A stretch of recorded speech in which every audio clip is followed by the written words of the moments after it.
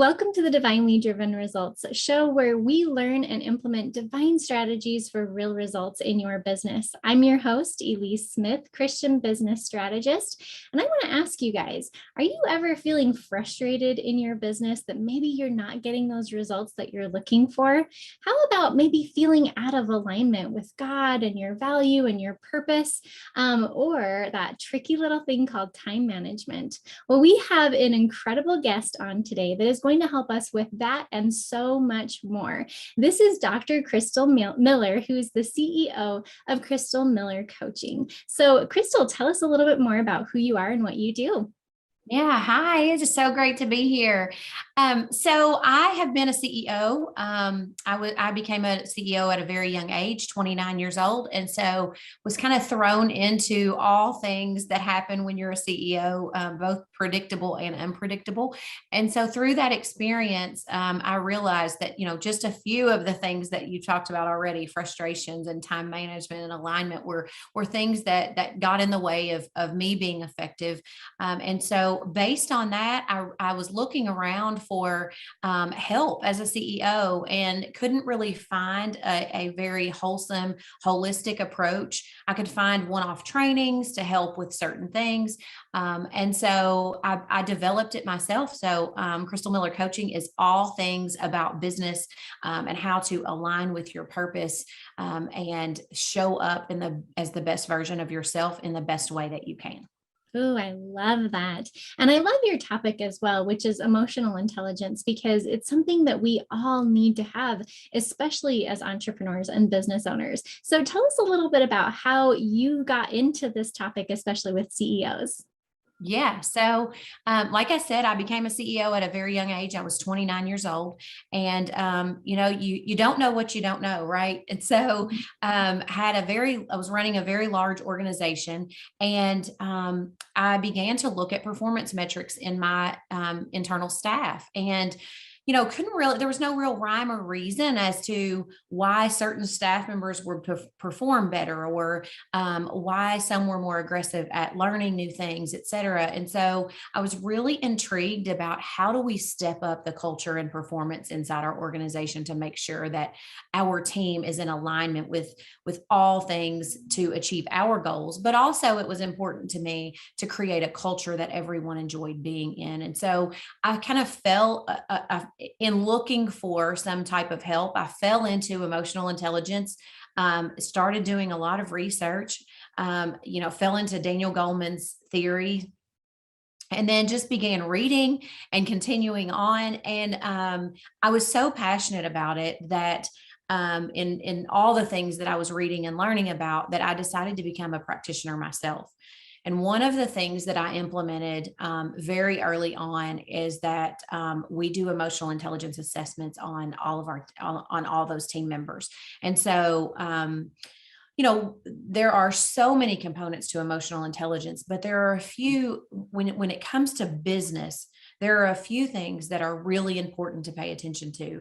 And, we haven't paid attention to some of these things like empathy and your interpersonal skills. When someone comes in to interview for a job, lots of times CEOs are in a position where they're frustrated. They've had somebody resign from a position. They need to fill that quickly. And they're scurrying around to try and make sure that this person has the exact quality, the exact skill set that they need, and oftentimes overlook the emotional intelligence piece.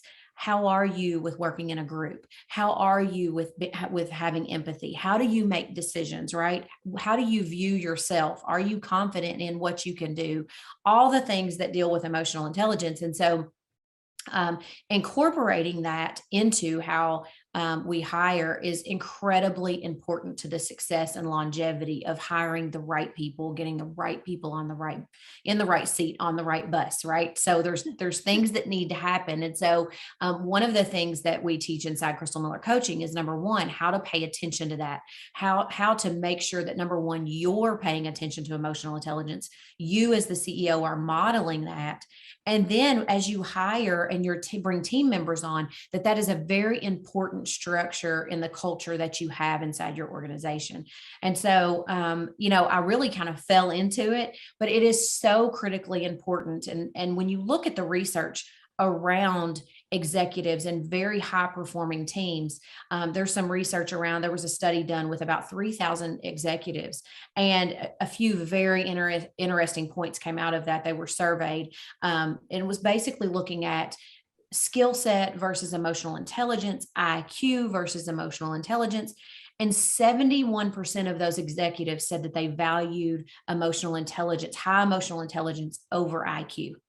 Wow. So when you think about making yourself marketable to any business, that right there tells you that's what you should be paying attention to, right? And then if you're the one hiring, then you should be paying attention to emotional intelligence skills and someone that values that and thinks that that's important. So like 75% that said that they would hire someone with high emotional intelligence over IQ. They would pass up someone with a high IQ over someone with a higher IQ over someone with, they would pass them up over someone with a high emotional intelligence. And that's because people with high emotional intelligence perform.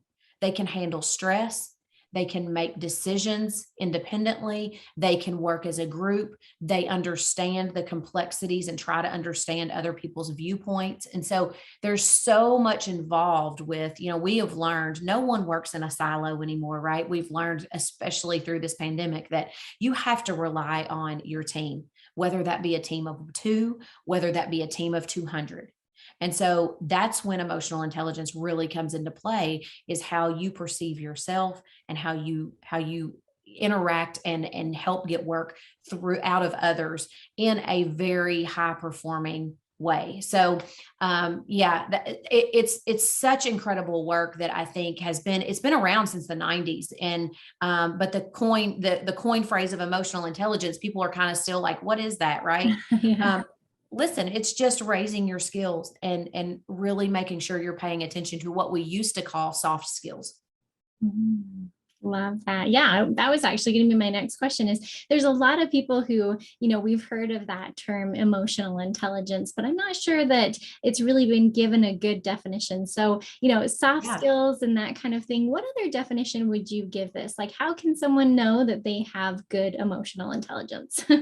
Yeah. So it's basically how you perceive yourself and how you perceive others, how you make decisions based on that. So if you were to look at the model has 5 components, five large components, and then under each of those components are 3 subcomponents. So essentially, when you do an assessment, we coach all around emotional intelligence assessments inside Crystal Miller Coaching, but there are 15 components that we pay attention to, but they fall up under 5 big main components. So it's self-perception, how you see yourself, your self-regard. Are you confident? How you view yourself, self-expression. So how do you use what you know and express that to others, right? Are you aggressive? Are you intimidating? Can you relay things in a way that reaches other people in a good way? In your interpersonal skills, what does that look like? Are you a social person? Are you a person that can rally the team? Can you work independently? What does that really look like for you? Decision making is another one. How do you make decisions? Do you make decisions based on your gut? Do you make decisions based on facts? Where do you lie there? And then stress management. So how do you manage your stress? How do you really take everything that's hitting you and bottle it up? And how does that come out of you, right? Because we all know that when you are highly stressed, some people take stress much harder than other people. Some people can have a load on them and some people cannot. And what does that look like, right? And what does it look like when you're stressed? Do you ball up and, oh no, I don't want to talk to anybody and I'm going to go into a cocoon? Or are you able to express yourself that you're stressed and you need help from your team? And that model really makes up your well-being. And there's a happiness factor in there, which is another component to talk about. So when you have high emotional intelligence and you are paying attention to these skills, you are automatically happier. Well, if you think about it, that's very logical, right? When we're paying attention to how we feel, inside, when we are paying attention to our relationships, when we are really feeling good about making decisions and doing all the things that we need to do that are hitting us, we feel better, right? Yeah. And so there's a happiness scale inside of there. And it's really funny when I talk to clients about this, they're like, well, I guess I feel happy, right? And so it's really interesting though. But when you really roll out an assessment, it's a 40-page assessment that each of my clients get. And we do a deep dive into that on what are you comfortable in your emotional intelligence, and where are areas that you could use some work. The greatest thing about emotional intelligence is it's strengths based. So many things that we have in the corporate world are evaluations and reviews and things that are used as a critical factor, right? We're going to talk about what you're not doing. Emotional intelligence really is about what are you doing that you're comfortable doing, and where are you shining, right? What are the skills that you're using that make you who you are? And how can I teach CEOs this all the time. How can a CEO use those skills to put someone in the perfect spot for them? For example, someone with very high interpersonal skills that needs to be around a lot of people does not need to be in the back corner entering data, right? It's not going to be the great fit for them, right? So paying attention to the skills that each of your employees have, and knowing who you are as a CEO, paying attention to your team and their skill set, and really aligning their purpose with what they're good at. And that's why it's so effective. Oh, I love that. I love going deeper into this concept of emotional intelligence, because I think sometimes it just gets the empathy word and that's about it, right? Or how well you work with other people. But I love the fact that you have those 5 components to really dive in deep, and a 40-page assessment. Like, whoo, you really cover it, girl. I love it. Yeah. It's awesome. Yeah. So, and it's funny because when you do an assessment, when I do an assessment on someone, they're always like, we've been conditioned to be like, oh my gosh, this is scary, right? Oh my gosh, I can't believe we're going to do this. And when they get it, they're like, oh, I love this. This tells me so much about me, right? Like, I didn't know I felt this way about myself. So it's really like a discovery and and we make it very fun and very interactive. And the other great thing about it is that they drive the assessment. So for example, if they don't have very high confidence, very high self-regard, but that's something they want to work on, then they choose to work on that. If there's something that they don't want to work on, they say, it's just not who I am and I really don't want to do it. And when you think about it, we only want to work on the things that we feel are important and valued, right? But how many times in the business world do we sit down with a staff member and a team member and say, I'm not getting this and this out of you, and I need you to change who you are to get there? Yeah. And then it never works, right? Then it just doesn't work. And so, yeah, that's the great thing about emotional intelligence is it's very self-driven and you get to choose. And then if you have someone who is creating a culture, whether you're the CEO or the team member, if your CEO pays attention to that, it's such a good dynamic because they pay attention to hiring to the gaps. Absolutely. Oh, that's so powerful. So talk to me about let's say we have a solopreneur that's listening to this right now. What are some tips or tricks that you can give them to either increase their emotional intelligence or to be more aware of it? Yeah, absolutely. So we actually host masterclasses around this all the time. And I love this piece of it because, to get started, I always encourage people before they join our program is to really think about, how did you grow up, right? So it all starts with when we're children. We get beliefs passed on to us from our parents and from, traditional school system, and whatever the case may be, we have these belief systems, and however they are, that ends up following you into your adulthood in some form or fashion. And so I always ask people to really deep dive into, what was your family structure like? And who were the people who influenced you? Think about the people who you looked up to and what qualities did they have that made them successful?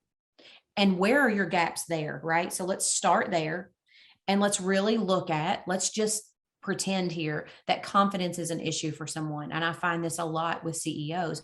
You find people in the business community, they have been promoted because they perform well, and then they end up being promoted to failure because they get to a point where the skills that they need are not the skills that they have.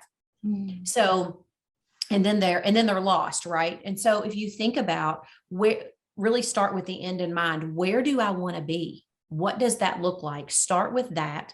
Look at how you were raised, what that looks like, and see where your gaps are. And then if it's a confidence builder, let's just say, you have trouble speaking in front of a group of people, but you're leading a group of 10 people. The way to get out there and do that is to do it, right? Mm-hmm. Get out there and do it. And it's going to be rough for a little bit, these are things that inside our program that we talk about, and people are always like, ooh, just get out there and do it, right? Yes. Like failure is feedback, right? We all have to fall on our face sometimes, and it's okay. That's how we get there. That's how we build our confidence. I use this all the time. When you watch a baby learn how to walk, the baby doesn't stand up and then fall down and never walk again because they fell down.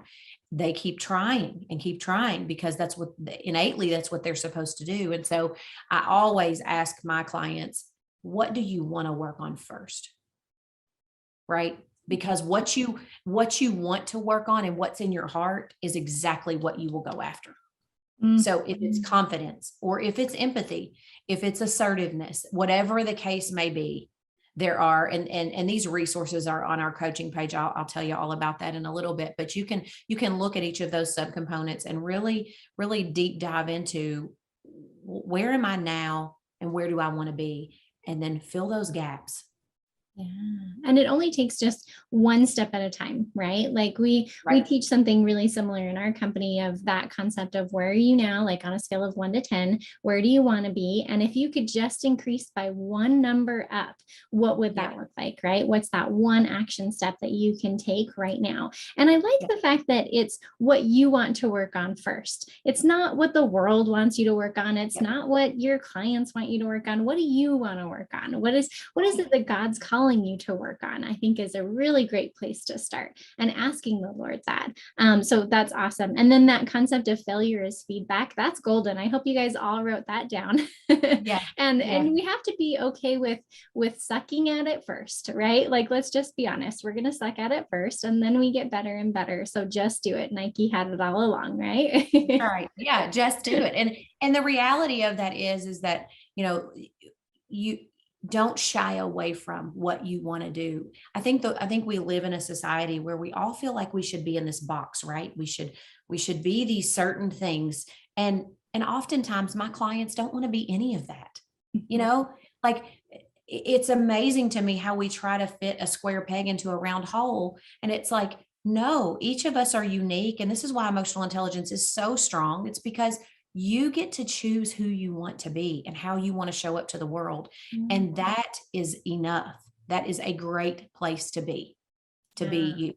Yeah. Well, and God made you exactly the way he made you, and there's a reason for that. And so we need to embrace that. And I love the fact that it starts with where we want to go and where we feel like we're called to go. This has been so beautiful. Thank you so much for your time on this. So if people want to get to know a little bit more about what you're up to and where they can find you, tell us a little bit more about that. Yeah. So I have a website, obviously. It's crystalmillercoaching.com. You can find me there. You can link up with me there.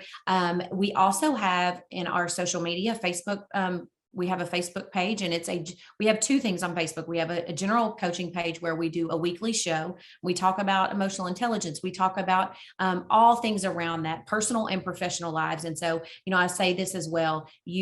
Emotional intelligence spans across every aspect of your life. And so it's great because you're not going to go into it to learn something professionally that's not going to grow you personally as well. So that's a great thing. And then we have a private Facebook group that you can join, that there are private trainings inside that, and really get a deeper dive into it. So the Facebook group is the same. It's Crystal Miller Coaching. So look for me. I would love for you to join. And then we have a private group that we have all of our master classes that are hosted in. And so you're welcome to join that as well. Awesome. That sounds wonderful. And I would also encourage you, if you're new to this podcast, come check out the Faithful Ladypreneurs Facebook group.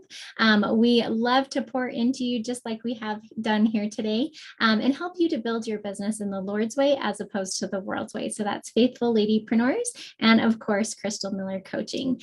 So thank you so much, Crystal. This has been just beautiful to be able to get your spirit and your passion for what you do and teaching people more about emotional intelligence and why that's so important to have in their business. So I'm sure they've taken great notes and they'll definitely contact you. Well, Anything else you want to add? fun.